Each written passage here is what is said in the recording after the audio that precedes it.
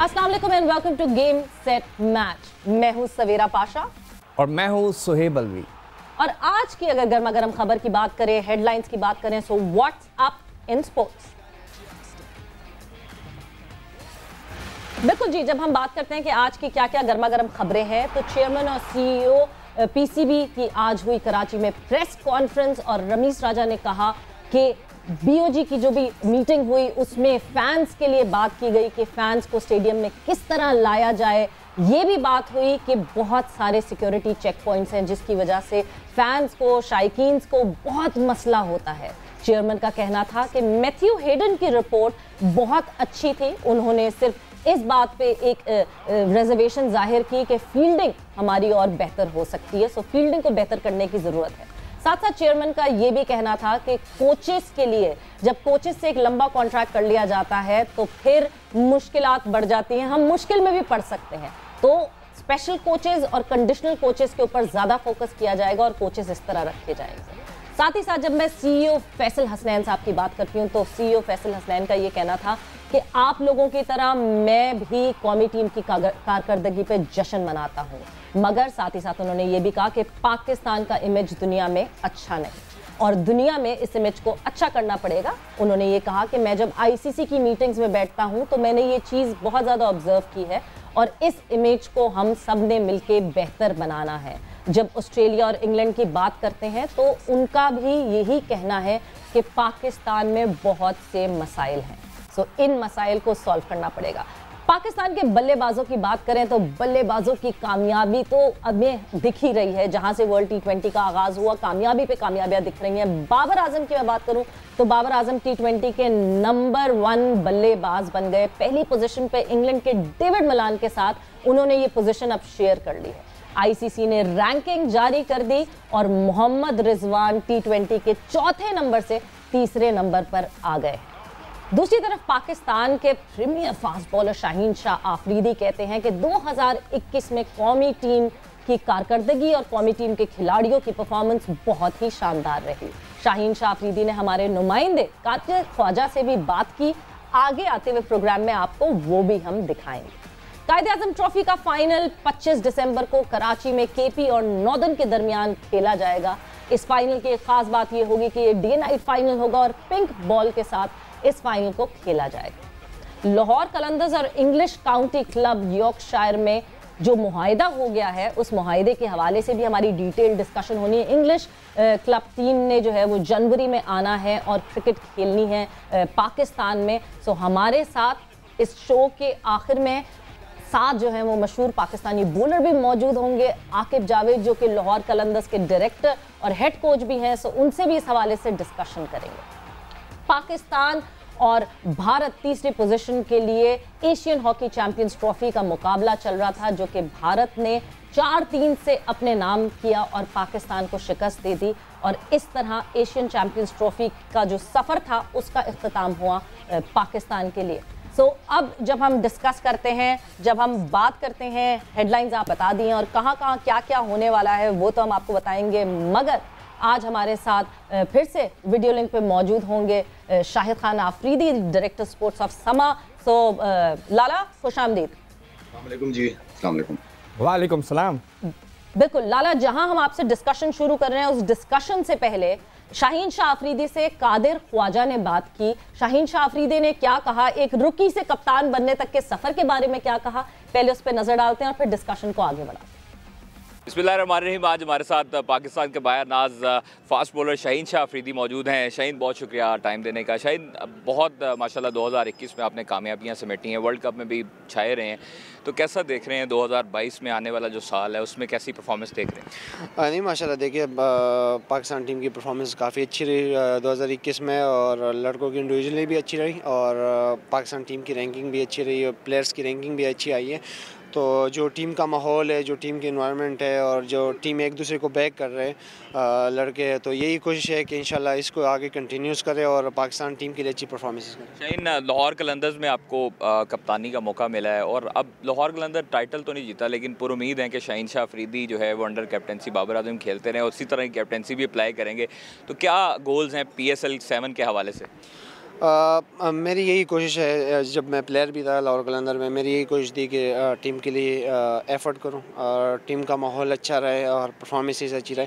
तो ये भी मेरे लिए अच्छा है कि मेरे साथ हफीज़ भाई हैं, फ़ख्र है, क्योंकि दोनों ने लीड किया हुआ है, राशिद है, सारे लड़के जो वो है जो जिन्होंने अपनी अपनी टीम्स को लीड किया है। तो आई थिंक मेरे लिए काफ़ी ईजी रहेगा और होपफुल है कि इंशाल्लाह परफॉर्मेंस अच्छी और रिजल्ट हमारे हाथ में नहीं है। बहुत शुक्रिया। शाहीन शाह अफरीदी हमारे साथ मौजूद थे और उनका कहना था कि PSL 7 में लाहौर कलंदर इस मरतबा टाइटल ज़रूर जीतने में कामयाब होगी। जी राइट, आपने शाहीन शाह अफरीदी को सुना। ज़रा शाहिद से बात करते हैं। शाहिद, आपसे मैं सवाल पूछूंगा, आपने ये खबर सुनी, how much are you in favour कि इतनी कम उम्र में 2-3 सीनियर प्लेयर्स भी हैं, शाहीन हफीज़ है, फ़ख्र है, and then Sohail Akhtar the previous captain, आप एग्री करते हैं कि ज़्यादा जल्दी तो कप्तानी नहीं दे दी शाहीन शाह अफरीदी को, स्पेशली जो उनकी बॉलिंग की जिम्मेदारी है?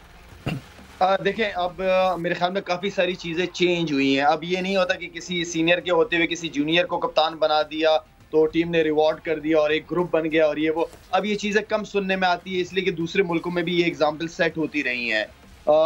धोनी की एग्जाम्पल मैं आपको दूंगा।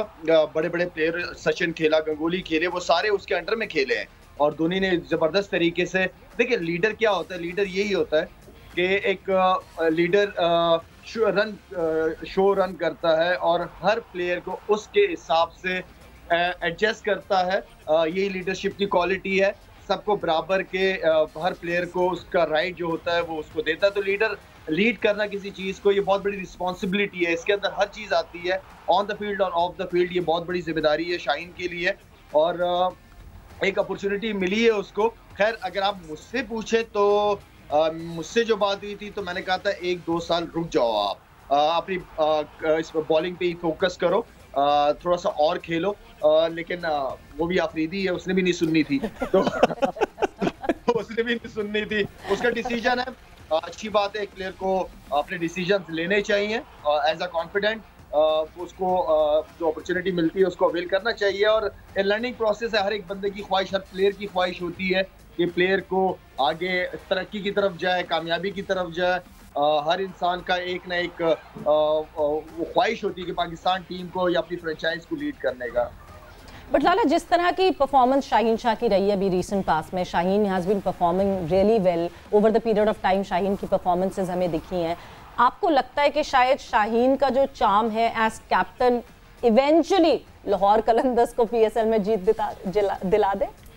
देखिए, मैं तो फेवर में बाबर आजम की कप्तानी में भी नहीं था, जब सच्ची बात बताऊंगा, ऑनेस्टली स्पीकिंग। जब शुरू में उसको कप्तान बना रहे थे तो मुझे ये डर था कि बाबर के ऊपर प्रेशर बहुत ज्यादा ना आ जाए, इसलिए कि पाकिस्तान टीम की कप्तानी कोई मजाक नहीं है। आपको मीडिया को भी हैंडल करना है, प्लेयर्स को भी हैंडल करना है, PCB से भी बात करनी है, सिलेक्शन कमेटी से, इसको मुख्तलिफ किस्म के प्रेशर्स होते हैं। तो मैं इतना कॉन्फिडेंट नहीं था कि बाबर आजम टीम को लीड कर जाएगा, लेकिन अल्हम्दुलिल्लाह उसकी परफॉर्मेंसेस उसने, मेरे ख्याल में, मैं समझता हूँ कि मुझे गलत साबित किया उसने, और उसने बड़े ज़बरदस्त तरीके से लीड किया है टीम को। मे बी अगर मैं इस वक्त कहूँ कि शाहीन नहीं 2-3 साल रुक के कप्तानी करता, अलग है, क्या पता वो मुझे वो गलत साबित करे और अपने आप को दिखाए। ये अपॉर्चुनिटी उसको मिली है, जो क्रिटिक्स है वो तो होंगी, उसको किस तरह आपने ओवरकम करना है ये आपके ऊपर एक एज ए लीडर एक बहुत बड़ा इम्तिहान कहूँगा। राइट, शायद मैं एक चीज़, अगर एक और चीज़ लाला, जो आपने अभी मेंशन किया, कैप्टनसी की हम बात कर रहे, साथ आपने धोनी मेंशन किए, गांगुली मेंशन किए,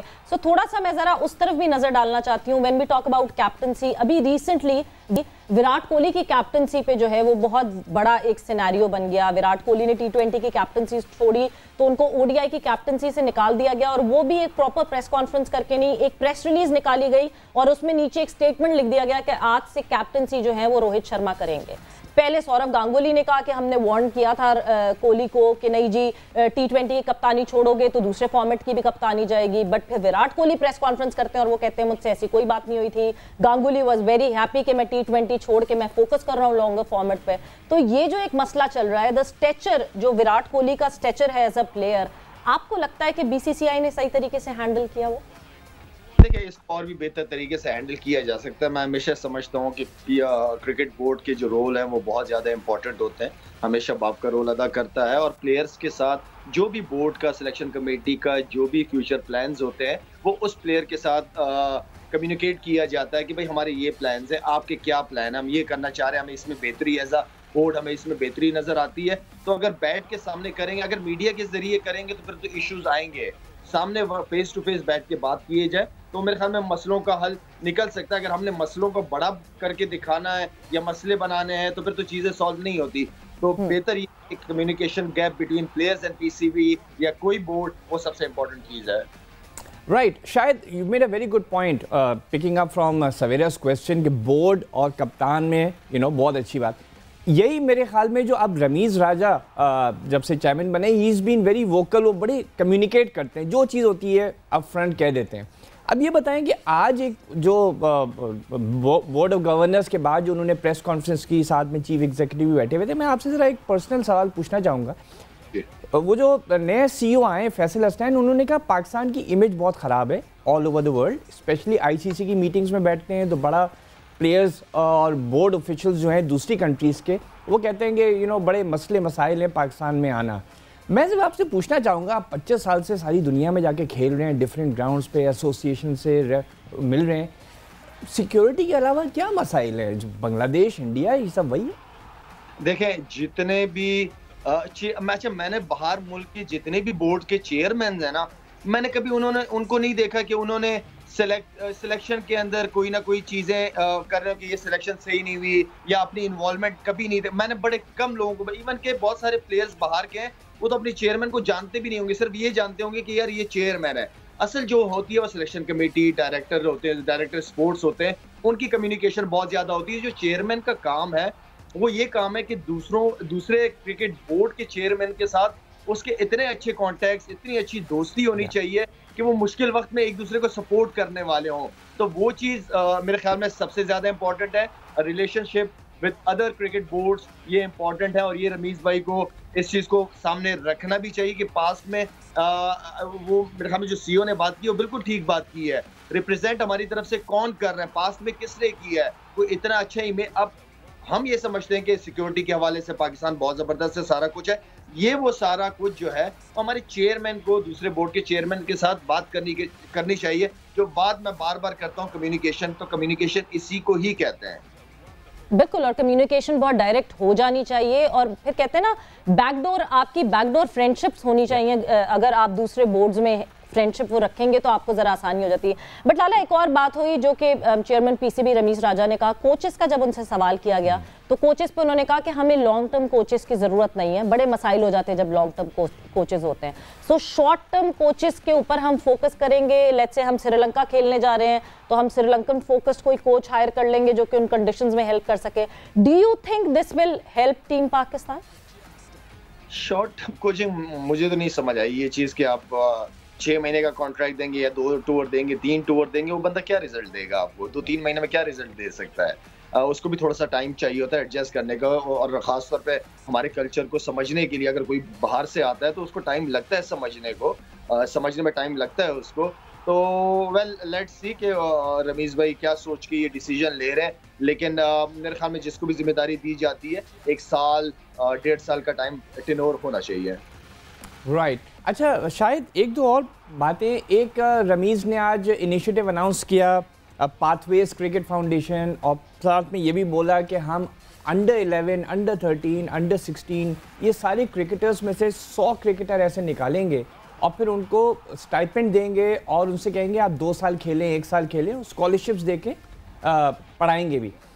इस इनिशिएटिव के बारे में आप क्या कहेंगे? डू यू थिंक जो डोमेस्टिक क्रिकेट की वीकनेसेस थी कि ये जूनियर्स क्रिकेट ऊपर नहीं आ रहे थे और बड़े मसाइल हैं हर एसोसिएशन में, पसंद नापसंद, अगर पाकिस्तान क्रिकेट बोर्ड डायरेक्टली जाके इन 100 को पिक करके ला रहा है, चाहे टैलेंट हंट के थ्रू, चाहे उनको परफॉर्मेंसेस देख के, इसके बारे में क्या कहेंगे आप? तो मेरे ख्याल में ये उनका डिसीजन बहुत अच्छा डिसीजन है, क्योंकि आपको क्रिकेटर्स मिलेंगे नीचे school level, grass root level से ही प्लेयर्स आपको मिलेंगे। अगर अच्छे कोचेज होंगे तो उनकी बॉडी लैंग्वेज से ही पता चल जाएगा कि क्रिकेट खेलना चाहता है कि नहीं खेलना चाहता। तो अगर 100 बच्चों को लेते हैं ये, और इन्हीं बच्चों को ग्रूम करके आगे तक इनको एजुकेशन भी दी जा रही है, उनको अच्छी क्रिकेट अच्छे माहौल में रखा जा रहा हो, तो हमारी बेस, हमारी जो फाउंडेशन है वो स्ट्रांग होगी। और हमें जब ये 19 साल के होंगे, 20 साल के होंगे, तो हमारे पास टैलेंट तैयार पीछे बैठा हुआ होगा। और इन्हीं के बीच में जो मैंने सुना है कि PSL अंडर 19 होगी, मेरे ख्याल में ये बड़ा ज़बरदस्त इनिशिएटिव है, ये मुझे बहुत पसंद आया ये आइडिया। अच्छा, एक और चीज़ मैं पॉइंट बताना भूल गया कि उन्होंने ये भी अनाउंस किया है कि जब ये 100 को लेंगे और इनको पाकिस्तान हाई परफॉर्मेंस सेंटर में रखेंगे और फॉरेन कोचेस लाके इनको कोच करेंगे। Do you agree with that? तो मेरे ख्याल में जो हम इतने अरसे से कोचेस बनाए जा रहे हैं, जो हम एकेडमी में कोचिंग कोर्सेज कराए जा रहे हैं, उन कोचेस का क्या करना है फिर हमने? Good point, good question. उनको यही हम भी पूछना चाह रहे थे आपको कि फॉरेन कोचेस आके इनको बच्चों को ग्रूम करेंगे। गोरे गोरे गोरे क्या गोरे, हमारे खुद मुल्क में ऐसे हैं, इतने कोर्सेज कर लिए हैं, इतने कोचेस हैं जिन्होंने कोर्सेज किए हैं, वो काम कर सकते हैं। लाला, बट ये एक बहुत बड़ा सवालिया निशान है, क्योंकि जिस तरह के कोचिंग कोर्सेज अभी हमारे पास किए जा रहे हैं, पीसीबी में करवाए जाते हैं, मतलब if you look at it तो 3 दिन में आपका कोचिंग कोर्स पूरा हो जाता है, जो कि दुनिया भर में कहीं भी नहीं होता। तो उस पर एक बहुत बड़ी डिबेट है, जिस पे शायद जिस दिन आप हमारे साथ स्टूडियो में मौजूद होंगे उस दिन हम ज़्यादा डिटेल में बात करेंगे। एक और चीज़ जो $1 मिलियन क्वेश्चन इस वक्त बना हुआ है, ड्रॉप इन पिचेस। आज रमीज राजा साहब ने ये कहा कि जब तक पाकिस्तान ऑस्ट्रेलिया में ऑस्ट्रेलिया को नहीं हराएगी तब तक मैं सुकून से नहीं बैठूंगा। क्या उसका हल ड्रॉप इन पिचेस ही है? मतलब if I look back to India ने 2 सीरीज अपने नाम की ऑस्ट्रेलिया में रहते हुए, कोई ड्रॉप इन पिच नहीं है वहां पे, कोई मट्टी नहीं मंगवाई गई कहीं और किसी और मुल्क से कि उसकी पिच बनाई जाए।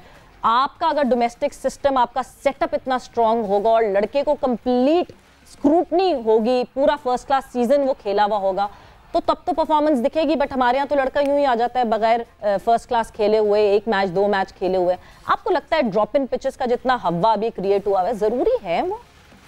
देखिए, जरूरी सवेरा इसलिए मैं कहूँगा क्योंकि मेरी बहुत सारी डोमेस्टिक के बॉलर्स के साथ बात होती है, गपशप पूछता रहता हूँ कि कैसी चल रही है डोमेस्टिक क्रिकेट स्ट्रक्चर कैसा है। वो आप यकीन करें, वो ज्यादातर मुझे ये कहते हैं कि शायद भाई, कहते हैं हम तो बॉलिंग कर करके थक गए हैं, ना बॉल घुटनों से ऊपर बॉल आता है, ना विकेट के अंदर पिच के अंदर जान होती है, कुछ भी नहीं होता, फॉरेन स्पिनर्स आ जाते हैं। तो इलाज 2-3 सीजन जो मैंने सुना है प्लेयर से कि फास्ट बॉलर्स ने काफी स्ट्रगल की है उन्होंने, और बॉल निकलता नहीं है। अगर आप देखें तो बहुत सारे बैट्समैनों ने पता नहीं कितने कितने रन कर दिए और कितनी कितनी सेंचुरियां कर दी हैं उन लड़कों ने।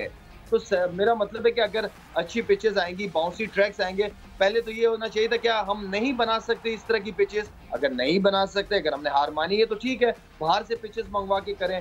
देखिए, हम जो ऑस्ट्रेलिया, न्यूजीलैंड, साउथ अफ्रीका में स्ट्रगल करते हैं, उसकी बड़ी वजह यह है कि हम बाउंसी पिचेस की यूज टू नहीं है, हम खेलते नहीं है, हमारे बॉलर्स यूज टू नहीं होते वहां पे बॉलिंग करने के। यहाँ पे फ्लैट पिचेस होती है, तो हम फ्लैट पिचेस पे हमारे बॉलरों को आइडिया कि कहाँ बॉल करना है। तो इसी तरह बाउंसी ट्रैक हमारे, जब तक कट शॉट, फुल शॉट अच्छे नहीं होंगे, हम बाहर मुल्क में रन कर ही नहीं पाएंगे सही तरीके से। शायद you made a very good point. ये सोल्यूशन तो यही है कि हम इतनी फ्लैट बेड पिचेस ना बनाएं कि फास्ट बॉलर बाउंस ही ना कर सके। लेकिन पॉइंट जो सवेरा का भी है और मेरा भी है कि क्या इंपोर्ट करके ड्रॉप इन पिच एक आएगी पूरे पाकिस्तान में, दूसरी आएगी शायद लाहौर में, तो फर्स्ट क्लास क्रिकेट तो फिर भी उन पिचेस पे नहीं होगा, वो वहीं नेशनल स्टेडियम पे होगा, वो केसीसी ग्राउंड पे होगा, वहाँ होगा। वो हमारे बॉलर्स नहीं खेलेंगे उन पिचेस पे, ज़्यादा प्रैक्टिस कर लेंगे। तो क्या इतने पैसे जो हमें प्राइवेट सेक्टर से दे रहे हैं, उनसे कहते हैं इतने ही पैसे दो और हम पिचेस ऐसी बनाते हैं, स्क्वायर ऐसा बनाते हैं नेशनल स्टेडियम में, गद्दाफी में, पिंडी में, मुल्तान में, जहाँ पे यही पिचेस आ जाएं। दैट्स द पॉइंट कि यही पैसे हम पिचेस पे क्यों नहीं लगाते हैं कि वो उस तरह की पिचेस हो जिस तरह की आप बात कर रहे हैं। देखिए, हमारे ज्यादातर पिचेस बनती हैं तो बहुत ही फ्लैट विकेटें बनती हैं, या तो फिर ऐसी पिचें बनती हैं कि ग्राउंड में और पिच में फर्क पता नहीं चल रहा होता, वो क्रीज लगी हुई होती है, तब पता चलता है कि पिच इधर है। ठीक है ना? तो हमें बाउंसी ट्रैक बनाने में मेरे ख्याल में हम अभी तक, मैं समझता हूँ कि नाकाम रहे। अगर मैं ग्राउंडों की बात करूं तो पिंडी स्टेडियम था, एक KRL ग्राउंड था, एक दौर था UBL बड़ा जबरदस्त होता था, बड़ा बाउंसी बॉल, फास्ट बॉलर बड़ा एंजॉय करते थे उसपे। तो वो पिचेस उस वक्त उस दौर में थी।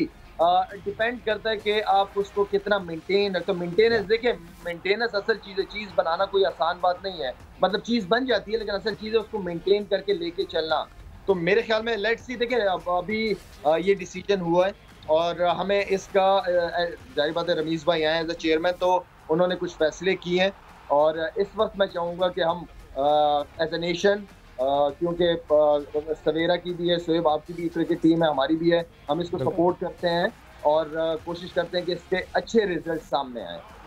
बिल्कुल, and you never know, blessing in disguise हो जाए, क्या पता इन ड्रॉप इन पिचेस से कोई फर्क पड़ जाए। तो बिल्कुल हमें टाइम देना चाहिए। बट लाला, फिर मैं बात करती हूँ कायदे आज़म ट्रॉफी के दौरान आबिद अली की। आबिद अली को जिस तरह एंजाइना पेन एक तरीके से शुरू हुआ, इमरजेंसी में उनको लेकर गए हॉस्पिटल। इस वक्त वो जो है वो हार्ट स्पेशल हॉस्पिटल में है। एक स्टंट डल चुकी है, एक और स्टंट डलनी है, एंजियोप्लास्टी हुई है। मतलब एक तरीके से आप 8 से 12 महीने यानी 1 साल तक अब आप आबिद अली को खेलते हुए नहीं देखेंगे। एक तो ये सैड अफेयर कि ये सब कुछ हुआ आबिद अली के साथ, बट फिर साथ ही साथ मेरे जहन में ये ख्याल आता है एक लड़का जो कि डोमेस्टिक में, मतलब उसको हमने डोमेस्टिक में बड़ा होते हुए देखा है, मगर 33 साल की उम्र में उसको डेब्यू करने का मौका मिला और वो पाकिस्तान से खेल सका। आपको लगता है कि हम प्लेयर्स को बहुत ज़ाया कर देते हैं? ठीक है, this is a sad affair for Abid Ali, but हम इतना ज़ाया कर देते हैं कि उस प्लेयर को 33 साल में मौका मिला पाकिस्तान को रिप्रेजेंट करने।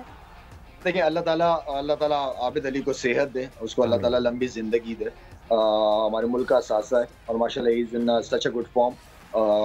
मैं ये समझता हूँ कि हमारा ऐसा बहुत सारा टैलेंट, चलो वो तो 35 साल बाद खेल गया, बहुत सारे ऐसे हैं जो अभी तक नहीं खेल पाए और क्या टैलेंट जाया हो गया, ऐसा भी हुआ है। देखिए, डोमेस्टिक क्रिकेट जब आप कराते हैं ना, तो डोमेस्टिक क्रिकेट की परफॉर्मेंस भी मैटर करती है और बहुत मैटर करती है, ठीक है ना। अगर हम फवाद आलम की बात करें तो फवाद आलम 8-9 साल से 10 साल से टॉप परफॉर्मेंसेस दे रहा था, तब जाके उस लड़के ने जगह बनाई, उसने सबको गलत साबित किया।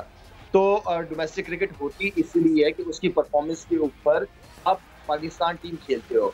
PSL के कुछ आध मैचों पे परफॉर्म करके पाकिस्तान खेलना मैं ये लाजमी नहीं है। आप जब डोमेस्टिक क्रिकेट खिलाते पूरा सीजन होता है, हमारे बहुत सारे ऐसे क्रिकेटर्स हैं जो T20 हैं, T20 में खेलते हैं, उन्होंने वो जब डोमेस्टिक क्रिकेट में जाते हैं तो वो या इंजरी का बहाना कर देते हैं या कोई और एक्सक्यूज दे देते हैं, वो डोमेस्टिक क्रिकेट नहीं खेलते। डोमेस्टिक क्रिकेट हर क्रिकेटर के लिए सबसे ज्यादा इंपॉर्टेंट है। लंबे लंबे स्पेल करना, लंबी लंबी बारी लेना, पूरा दिन ग्राउंड में खड़े होना, तो ये डोमेस्टिक क्रिकेट जो लड़के परफॉर्म नहीं करते नेशनल लेवल पे, उन्हें लाजमी है, इंपॉर्टेंट है कि डोमेस्टिक सीजन लाजमी खेला जाए या खिलाया जाए उन्हें।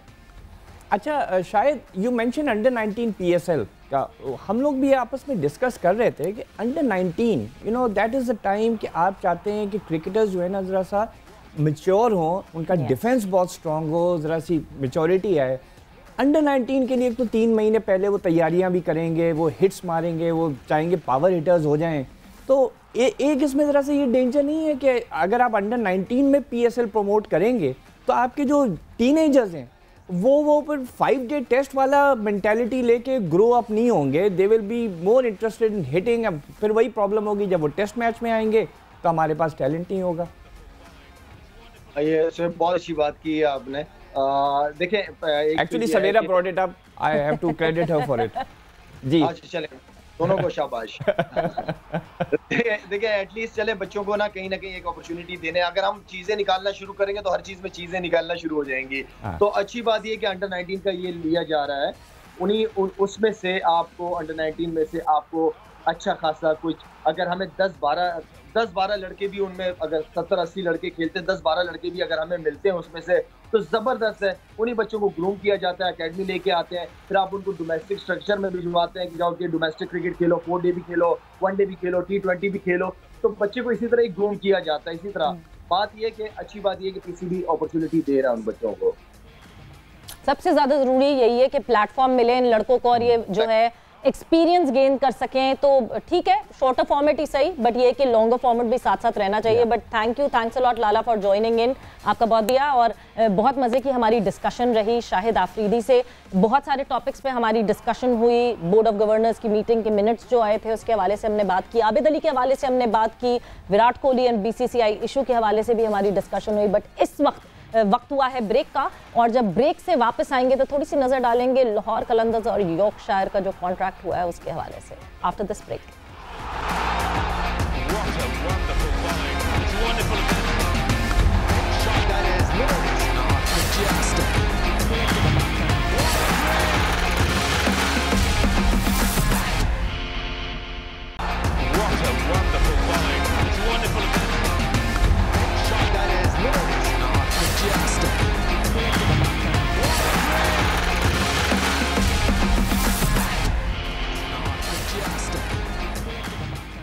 And welcome back to game set. Match break पे जाने से पहले हमारी बात हो रही थी शाहिद खान आफरीदी से और बड़ी डिटेल में उनसे डिस्कशन हुई। लाहौर कलंदर्स का यॉर्कशायर क्रिकेट काउंटी क्लब के साथ जो है वो मुआहिदा हो गया, उस हवाले से भी हमारी डिटेल में डिस्कशन होगी। आकिब जावेद हमारे साथ मौजूद होंगे, मगर उससे पहले क्या होता रहा आज कराची में, क्या हुआ कराची में। जिस तरह हमने शुरू में आपको बताया था कि chairman PCB Ramiz Raja was on around, मतलब पहले प्रेस कॉन्फ्रेंस हुई, फिर वो नया नाज़माबाद भी गए, क्या क्या और सब कुछ हुआ, क्या और अपडेट्स हैं रमीज राजा के हवाले से। सो हमारे नुमाइंदे खिज़र इस वक्त मौजूद हैं जो हमें अपडेट करेंगे। इस वक्त जो है हुज़ैफ़ा हमें अपडेट करेंगे कि क्या क्या और अपडेट है। जी हुज़ैफ़ा, रमीज राजा की जितनी हमें चीज़ें पता हैं, जितनी प्रेस कॉन्फ्रेंस हुई वो तो हम सबको पता चल गए, मगर अदर देन दैट और क्या क्या अपडेट है रमीज राजा के हवाले से? देखिए, जिस तरह 100 खिलाड़ियों के हवाले से आपने बात की, कोचेस के हवाले से बात की, इस तरह फैंस इंगेजमेंट, इसके ऊपर बड़ा तबसरा हुआ बीओजी में। और रमीज राजा ने इस बात का इतराफ़ किया कि वेस्ट इंडीज़ में हम इतना अच्छा टर्न अराउंड नहीं कर पाए। उनको ऐसा लगा कि हमारी टीम की परफॉर्मेंस इतनी अच्छी थी कि फ़ैंस खुद ब खुद आ जाएंगे, लेकिन अब रमीज राजा ने कहा है कि एक मैस्कॉट इस तरह के निज़ाम बनाएंगे ताकि फ़ैंस को भी ग्राउंड में ला सकें। और एक तासुर ये जाता है कि पाकिस्तान में जो भी इंटरनेशनल टीम आती है उसके बड़े खिलाड़ी नहीं होते, तो उन्होंने इस पर भी ये मज़ीद तबसरा ये किया कि इसी बुनियाद पर जो है वो टीमों से मुआहदे हुए आइंदा आने वाली सीरीज़ के लिए रीशूटिंग इसी तरीके से हुई है कि बड़े खिलाड़ी भी पाकिस्तान आएंगे। अगर लेटर ऑन उनकी बात करें तो नया नाज़माबाद ग्राउंड का उन्होंने मुआयना लिया और काफ़ी मुतमईन नजर आया। उनका ये कहना था कि मेरा बस चले तो मैं ज़्यादातर मैचेस यहाँ पे करवाऊँ। जो अंडर 19 PSL करवाने की बात हो रही है उसमें यही रमीज राजा कहना था कि हम कोशिश करेंगे कि एक बड़ा हिस्सा जो होगा PSL अंडर 19 का वो नया नाज़माबाद में करवाएं, क्योंकि एक पूरा हॉस्टल भी खड़ा हो रहा है और वहाँ पे जो है वो शायकीन के लिए भी जगह है, साथ साथ खिलाड़ियों के लिए भी बेहतरीन ड्रेसिंग रूम तैयार किया जा रहा है। तो लग ऐसे रहे कि अंडर 19 जो जूनियर होगी वो भी यहाँ पर होगी। और एक और चीज़ इसके ऊपर उन्होंने बात की कि 60 जो है वो कमरे NHPC जो कराची में होगा, लाहौर में होगा, वो भी बनाए जाएंगे ताकि जो टू एंड फार मोशन है खिलाड़ियों की और जो ट्रैफिक का निज़ाम दरम बरम होता है उससे बचा जा सके। बिल्कुल ज़ैफ़ा, बहुत बहुत शुक्रिया इस अपडेट के लिए। जिस तरह रमीज राजा ने ये बात की है कि 60 से 70 कमरे जो हैं वो NHPC में भी बनाए जाएंगे कि ये मुश्किलात ना पैदा हों, जो ट्रैफिक बंद होता है। सो ये इन सारी चीज़ों पे भी डिस्कशन हुई है और इस इंफ्रास्ट्रक्चर पे भी काफ़ी काम किया जाएगा। बट दूसरी जो खबर जिस पे हम अभी इससे पहले शायद आफरीदी से भी बात कर रहे थे, आबिद अली की कंडीशन पे हर कोई इस वक्त जो है परेशान है, वो जानना चाहता है कि उनका जो प्लेयर है, पाकिस्तान का जो खिलाड़ी है आबिद अली, इस वक्त आबिद अली की क्या अपडेट है, क्या सिचुएशन है। तो हमारे नुमाइंदे खिज़र आज़म इस वक्त मौजूद हैं और आबिद अली के बारे में अपडेट करेंगे हमें। जी खिज़र। जी बिल्कुल सवेरा, और परेशानी की बात बनती भी है जिस तरह से आबिद अली ने परफॉर्म किया है और अपनी जगह बनाई है और ज़बरदस्त इनिंग्स से जो शायकीन क्रिकेट हैं उनके जो है दिलों को खुश किया है, तो वो सब लोग आबिद अली के लिए दुआ गो हैं, हम भी दुआ गो हैं। अपडेट ये है कि आबिद अली के हवाले से जो कि इब्तिदा में पाकिस्तान क्रिकेट बोर्ड का कहना था कि वो शोल्डर पेन है, मगर बाद में उन्होंने एक्सेप्ट कर लिया कि ये शोल्डर पेन नहीं बल्कि हार्ट पेन ही था, जिसके हवाले से उनका इलाज कराची के निजी हॉस्पिटल में जारी है। 2 स्टंट्स डालने की बात की गई है आबिद अली को, क्योंकि वो जिस जो बीमारी है उसके लिए बहुत ज़्यादा ज़रूरी था कि आबिद अली को फ़ौरी तौर पर स्टंट्स डाले जाएँ। इसके अलावा मुल्की और गैर मुल्की जो माहिर अमराज क़ल्ब हैं उनसे पाकिस्तान क्रिकेट बोर्ड राब्ते में है। कोशिश यही की जा रही है कि ये जो एक फ़ेज़ आया है आबिद अली पर उससे उनकी क्रिकेट पर फ़र्क ना पड़े और वो जल्द से जल्द जो है वो मैदान में लौटें जिस तरह से वो परफॉर्म कर रहे हैं। फॉर्म भी लगी हुई है, उससे पाकिस्तान क्रिकेट बोर्ड भी फ़ायदा उठाना चाह रहा है। तो मुल्की और गैर मुल्की डॉक्टर्स से भी राब्ते किए जा रहे हैं और लोग यही कह रहे हैं कि जो इस वक्त सिचुएशन थी आबिद अली की वो आहिस्ता आहिस्ता वो रिकवरी की जानिब गामज़न है। थैंक यू खिज़र, बहुत बहुत शुक्रिया। अक्यूट कोरोनरी सिंड्रोम जो है उसका शिकार हुए आबिद अली, और अब अभी तक जब स्टंट डलेगी तो उसके बाद कंफर्मेशन आएगी कि अब कितना और टाइम फ्रेम चाहिए जिसके बाद शायद वो एक्टिव हो सकते हैं और खेल सकते हैं। 1 साल कहीं नहीं गया आबिद अली के बारे में, over the period of time और भी अपडेट्स आपको हम देते रहेंगे। खिज़र ने अभी हमें जितनी अपडेट दी वो आपके सामने आपको हमने बताई, बट इस वक्त हम जाएंगे एक ब्रेक पर, और जब ब्रेक से वापस आएंगे तो लाहौर कलंदर्स के डायरेक्टर, हेड कोच, पाकिस्तान के farmer fast bowler Aqib Javed हमारे साथ मौजूद होंगे आफ्टर दिस ब्रेक।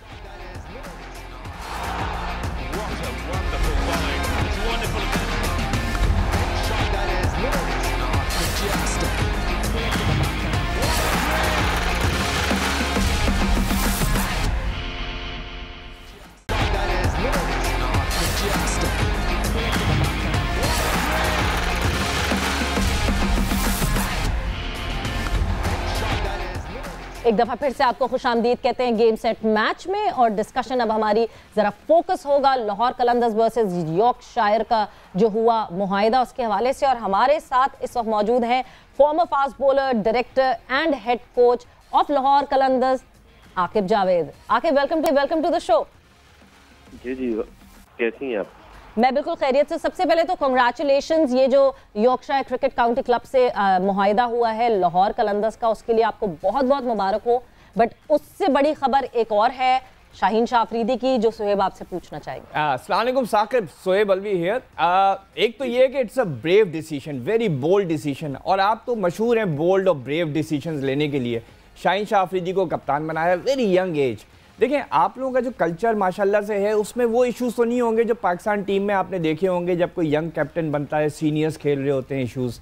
लेकिन क्या आपने ये कंसिडर किया था कि कहीं उसकी बॉलिंग के ऊपर असर ना हो? अगर मैच सही नहीं जा रहा है, वो अपनी बॉलिंग पे भी कंसंट्रेट करे। बाबर को भी 1-2 साल लगे थे before he got. So what was the basis जिसके पीछे आपने शाहीन शाह अफरीदी को इतना यंग और जल्दी कप्तान बना दिया? देखिए, 2 साल से वो हमारा वाइस कैप्टन है।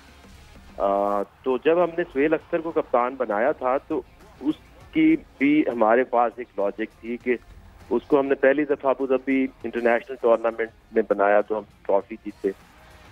पिछले साल उसको बनाया तो हम फाइनल तक पहुंचे।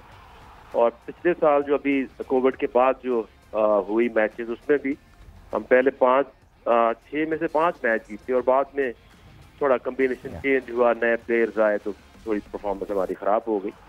और 2 साल से हमारा मकसद यही था कि फ्यूचर में कप्तान जो है शाहीन शाह अफरीदी नहीं बनना है, क्योंकि 2-3 चीज़ें होती हैं जो किसी भी कप्तान के लिए बड़ी ज़रूरी होती है, और उसकी पर्सनैलिटी। एक तो उसको ऑनेस्ट होना चाहिए, दूसरा ब्रेव होना चाहिए। मैंने ऐसा बच्चा जो है बड़े सालों बाद देखा है कि जो एक तो ऑनेस्ट बहुत है, दूसरा वो ब्रेव है, वो आगे से बात करता है, वो ये नहीं सोचता कि कोई अगर 35 साल 40 साल का एक प्लेयर है तो अगर वो कोई चीज़ जो है वो सही नहीं करता तो वो बोल्ड है, बोलता है, अपना ओपिनियन रखता है। और एक सबसे ज़रूरी चीज़ होती है leading from the front performance wise. तो जिस तरह उसने दुनिया का इस वक्त वो नंबर 1 फास्ट बॉलर है, तो अपनी परफॉर्मेंस से भी वो लीड करेगा और अपनी पर्सनैलिटी से भी वो लीड करेगा, और हम फुली सपोर्ट करेंगे उसको।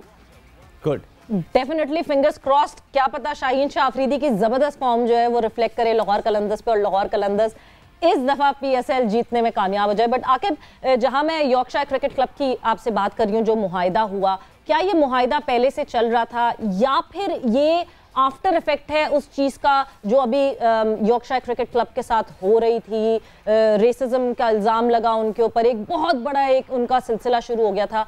क्या ये मुआहिदे की जो सारी बातचीत है ये पहले से हो रही थी या ये उसका नीजक रिएक्शन है?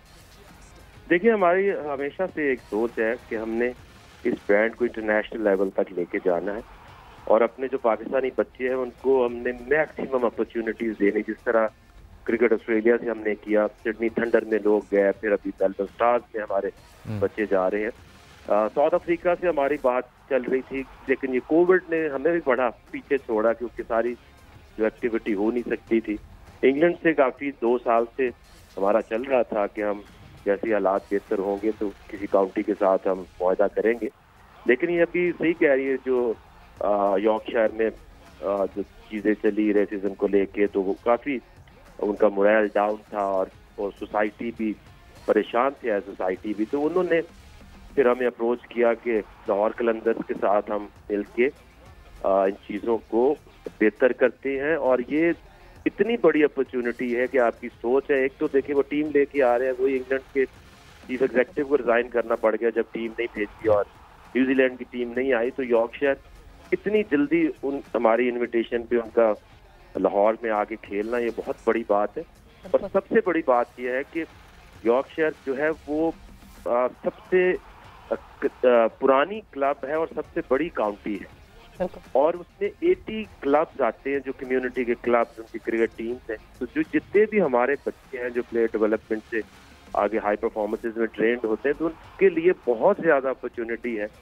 वहाँ पे जाएं, वहाँ पे क्रिकेट खेलें, कल्चर सीखें, उनसे स्कॉलरशिप की बातें हो रही हैं कि एजुकेशन में, यूनिवर्सिटीज़ में यहाँ से बच्चों को, टैलेंटेड बच्चों को भेजा जाए, वो पढ़े भी और एक अच्छे प्लेयर भी बने, और पाकिस्तान को मुस्तकबिल में एक ग्रूम पढ़े लिखे जो बच्चे हैं वो भी अवेलेबल हो। बिल्कुल, प्लेयर एक्सचेंज प्रोग्राम की भी बात हो रही है, बहुत ज्यादा बेनिफिट होगा। जहां लाहौर कलंदर्स को, वहां यॉर्कशायर की तरफ से बड़ी तारीफ हुई लाहौर कलंदर्स की प्लेयर डेवलपमेंट प्रोग्राम की। बट आके थैंक यू लॉट, वक्त कम, मुकाबला सख्त, मगर आपसे ये वादा जरूर हम आपको फिर से हम इस शो में इन्वाइट करेंगे। But thanks a lot for joining in. और क्योंकि यहाँ वक्त कम है तो यहाँ पे we'll just sign off. So game set match से आपसे इजाजत चाहती हूँ। मैं हूँ सवेरा पाशा और मैं हूँ शोएब अलवी। अल्लाह हाफ़िज़।